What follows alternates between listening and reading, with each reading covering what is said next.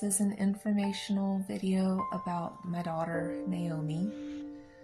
Naomi only developed half of a heart in utero in a diagnosis of hypoplastic left heart syndrome.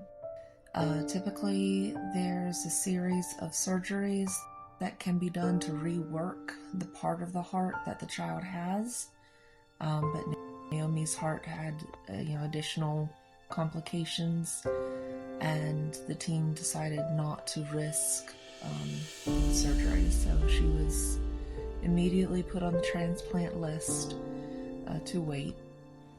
She remained inpatient for her entire wait and was heart transplanted at Duke Hospital at about 4.5 months old. Hey, you okay? Want to do some chest PT while we're at it? Sitting up? Oh my goodness, I'm excited. Sweet girl.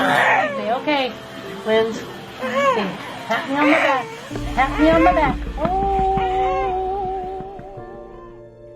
And then came home for the first time at 6 months old. She takes tacrolimus and mycophenolate, or Cellcept, twice a day, every day, the rest of her life, as her immune suppressed medicines. Your name is Naomi.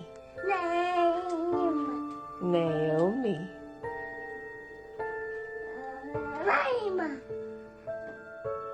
We try to keep it in balance where she has enough immune system to fight off basic colds and other items, but not enough that her immune system will recognize the heart and begin to fight it. She has experienced rejection once. The end of 2019, she finally caught CMV, which is a very common virus that, but for her it woke up her immune system enough that it did attack her heart.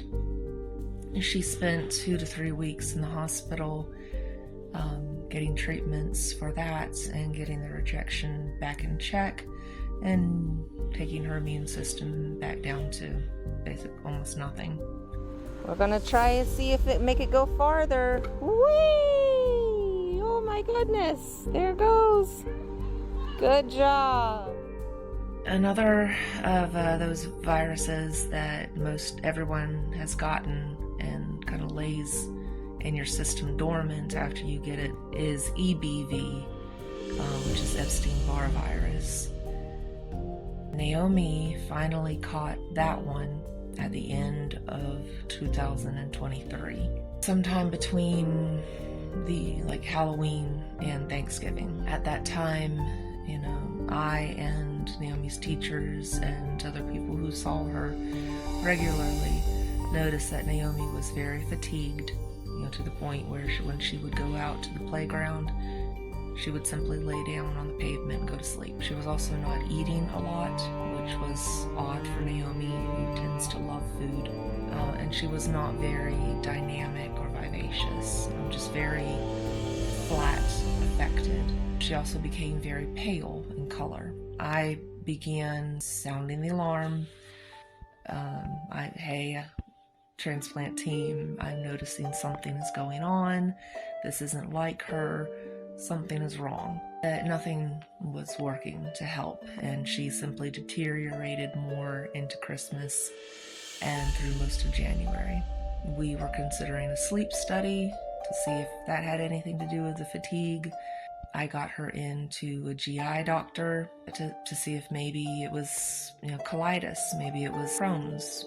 Finally, January 25th, she was admitted at her transplant hospital that day.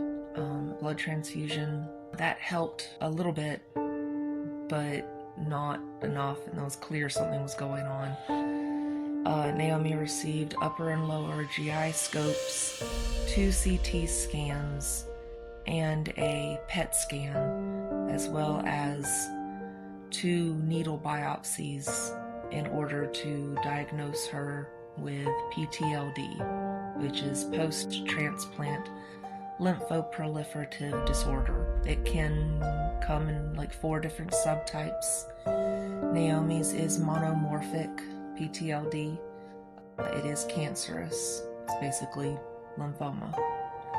And hers runs from her neck to her lungs, her stomach, her kidneys, her intestines, and her colon.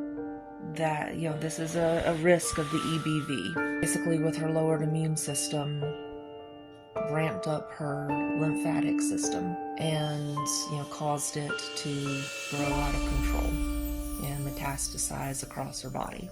I have read that about 8% of heart transplanted patients develop PTLD. So it is quite rare. It's not something that most people have to worry about, but it's what we're fighting now.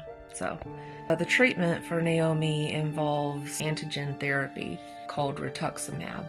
It is administered intravenously at the hospital once a week for 4 weeks.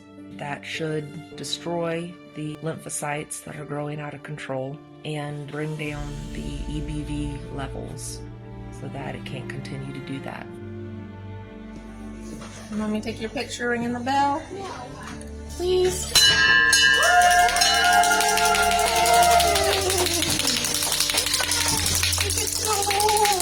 6 weeks after that treatment, we will redo the PET scan and we will make a new plan from there. Thank you.